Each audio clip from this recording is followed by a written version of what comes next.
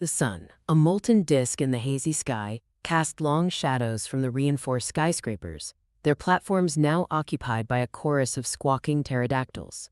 A humid breeze, thick with the scent of damp earth and prehistoric musk, stirred the leaves of colossal ferns that had reclaimed the city parks.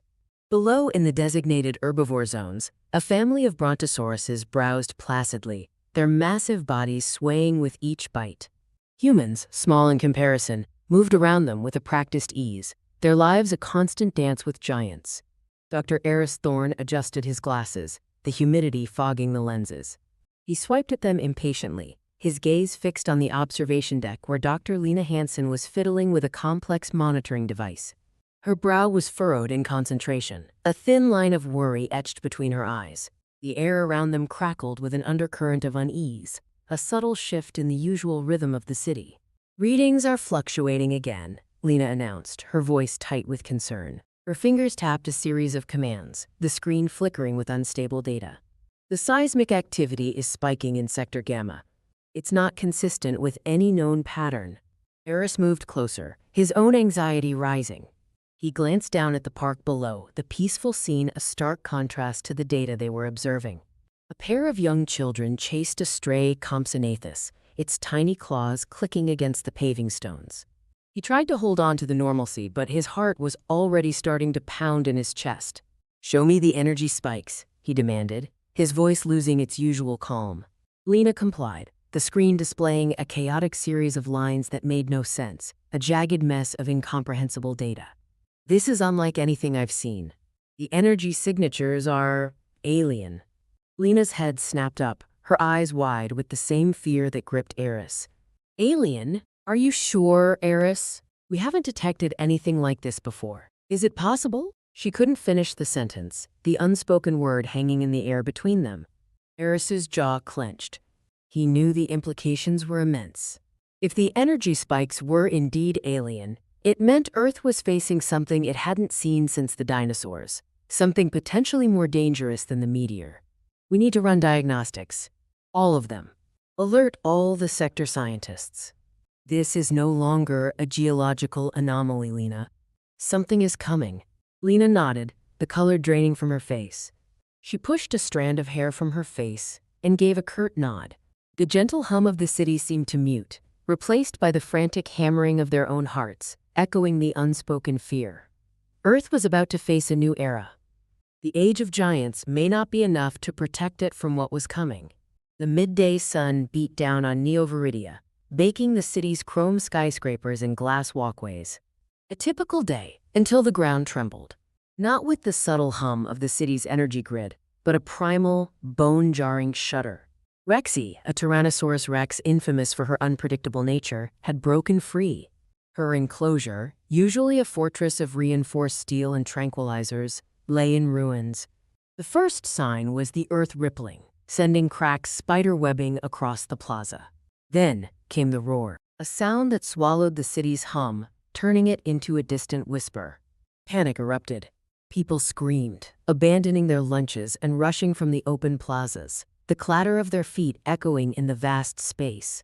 From his rooftop office, Dr. Thorne watched, his blood turning to ice. He'd seen Rexy agitated before, but never this. A raw, unbridled fury. On the street below, a young street vendor named Matteo dropped his cart, spilling brightly colored snacks. He watched as the ground cracked beneath his feet and felt a terror he had never experienced. He ran, not caring that his wares were now underfoot, only knowing he needed to get away. A mother pulled her child closer, whispering reassurances she didn't feel. Meanwhile, an elderly woman fumbled with her walking stick, unable to keep pace with the fleeing crowd, her eyes wide with a mix of fear and disbelief. The emergency sirens began their mournful wail, adding to the cacophony. The city's automated response systems activated, holographic traffic signs blinking warnings, security drones whirring overhead. Despite all this, Rexy continued her rampage, each step shaking the foundations of the city's core. She ripped through a public garden, sending fountains toppling and uprooting ancient trees as though they were mere weeds. Anya, a junior handler, stood frozen near the escape route, a tranquilizer rifle gripped in her hands. She could have aimed for a disabling shot, but something held her back. not fear, but a horrible sense of dread. It was a struggle between her duty and the chilling knowledge of what the seismic anomaly had been indicating. She knew that this was more than just a routine breakout. Her hesitation was costing them time, she realized, finally lifting the rifle, her hands still shaking. Rexy now lumbered into a main thoroughfare, causing cars to scatter like toys. Her immense shadow fell over the panicked citizens, casting them in temporary darkness.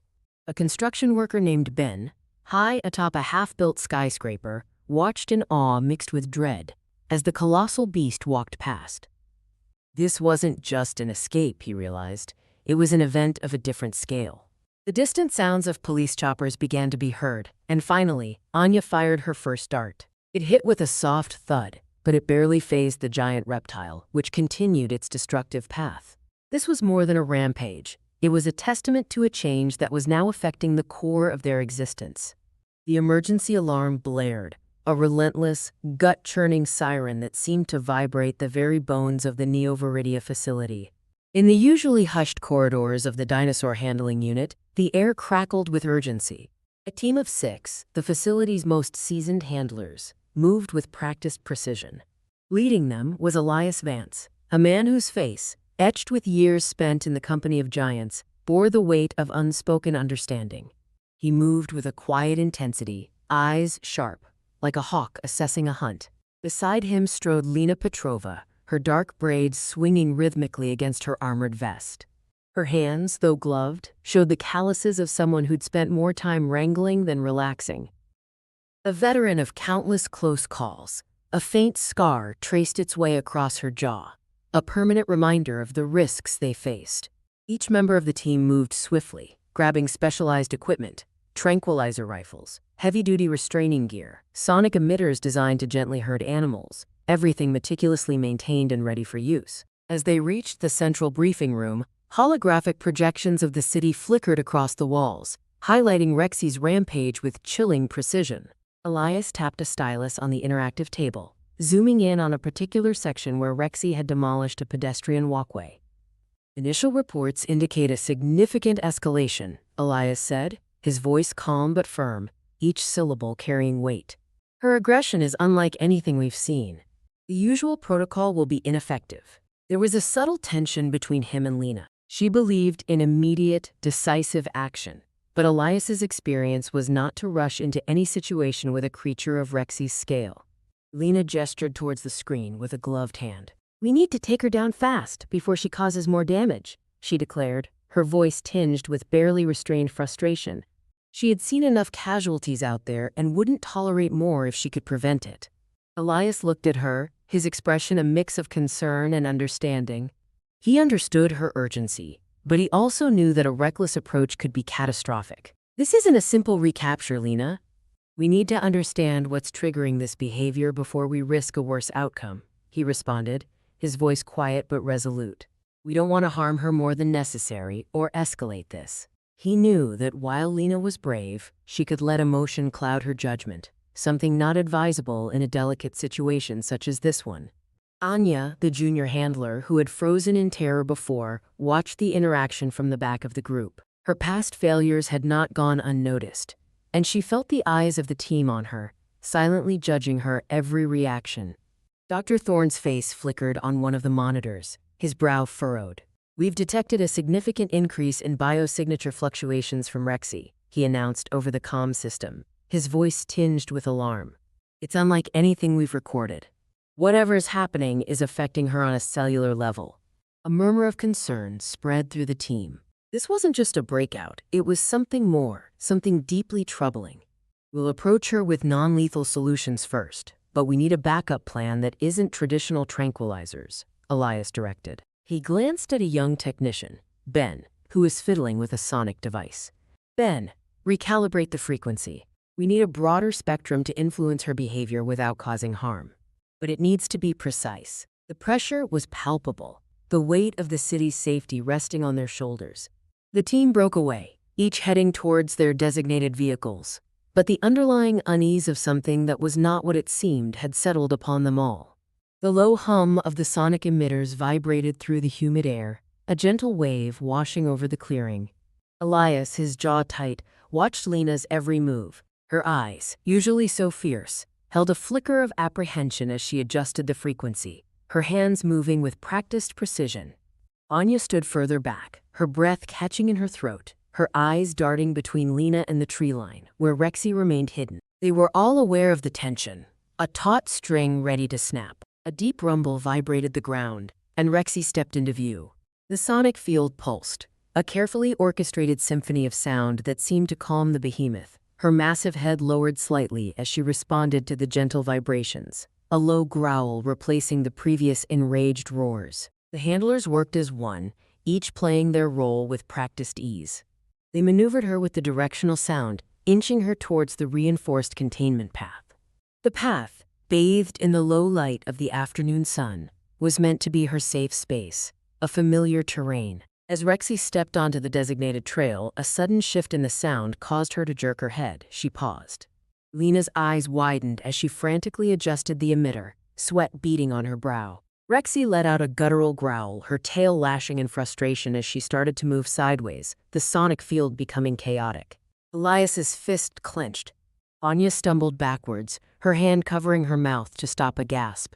Rexy's body tensed, and for a moment it seemed she might break away. Then Evelyn stepped forward, her eyes locking onto Rexy's, her stance firm despite the tremor in her hands. Evelyn took a deep breath, and her hand touched the side of her helmet, her finger landing on the frequency modulator.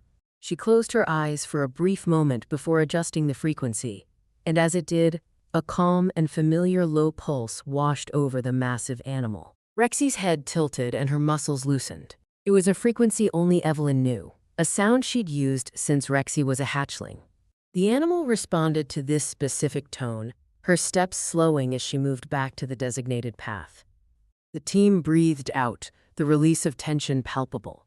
Slowly, steadily, Rexy continued to move along the path towards her designated area, guided by the sonic waves. Evelyn watched Rexy's movements, her face etched with a mixture of relief and connection. When Rexy was fully contained, her head bent low, Evelyn allowed a soft smile to break across her face. Elias approached Evelyn and clapped her on the shoulder. Lena's hands began to shake as she adjusted the machine and turned it off, the relief washing over her in waves. Anya found a steady breath at last, tears welling in her eyes. The team was exhausted, and the sense of communal relief permeated the air, their bodies releasing the built-up tension. The city was safe, Rexy was home, and for a moment the world was at peace. But underneath that peace, a cold ripple lingered, a nagging feeling that the anomaly that had affected Rexy was not fully resolved. The hum of the containment field generators vibrated through Evelyn's bones, a low thrum that echoed the tremor in her own chest. The floodlights cast long, distorted shadows of the perimeter fence, turning the familiar landscape into something alien. Rexy was settled, her massive form a dark mound within the enclosure. But the uneasy calm felt brittle, like thin ice over a deep chasm. Evelyn checked the monitor, her brow furrowed. The readings were normal, almost too normal. A cold dread coiled in her stomach. It wasn't just Rexy, it was something else, something she couldn't quite name. She glanced at Anya, whose face was pale under the artificial lights. The fear in her eyes mirrored Evelyn's own unease, a silent acknowledgement of a shared disquiet. "It's quiet," Anya murmured, her voice barely above a whisper, tracing the edge of the monitor with her finger. "Too quiet." Evelyn nodded, her gaze scanning the perimeter fence, searching for the source of her apprehension. It wasn't just the dinosaurs, something else was wrong, a disturbance in the very air. She recalled the look in Rexy's eye, an almost pleading look, and the strange static on the sonic equipment during her rampage. Was Rexy trying to tell them something? "We need to review the sonic logs," she stated, her voice firm, trying to mask the fear that threatened to consume her. "There's something we are missing." The air crackled with a subtle energy, almost imperceptible, like the gathering of a storm. She felt it more than heard it, a low-frequency vibration that resonated deep within her. It was a vibration similar to the one she had used to calm Rexy, but this one felt corrupted. The gentle hum of the sonic technology no longer felt comforting. It was a discordant drone that set her teeth on edge. She tried to remember her father's words, "We must not become complacent. The world is a delicate balance of respect and understanding, not dominance." As they reviewed the logs, Evelyn paused at a strange spike in the sonic frequencies just before Rexy's outburst. It wasn't natural. It was like something had interfered with her own code. She exchanged a knowing look with Anya, and both their expressions mirrored a growing sense of panic. "That's not right," Anya said softly, pointing at a waveform on the screen. "That frequency, it's not one of ours." Evelyn's heart hammered in her chest. The world they thought they understood, the fragile piece they had painstakingly built, seemed to be crumbling around them. She looked at Rexy through the thick glass of the control room, the great beast a powerful presence in the night. The dinosaur shifted slightly, and her eyes met Evelyn's. In that moment, Evelyn felt a deep resonance, a primal connection, a shared understanding of the unease that had permeated the air. It was a world where the ancient and the modern coexisted, where giants walked among cities, and where their survival depended on a delicate dance of understanding and respect. But this balance was now threatened by something they didn't understand, something that was creeping ever closer in the dark, threatening the balance of the world itself, leaving a stark question of if this is their world or if they are simply guests in a much older one. The control room lights flickered, casting long dancing shadows, emphasizing the uncertainty of the night, and a shared look between Evelyn and Anya confirmed that this was only the start of something far greater and more menacing.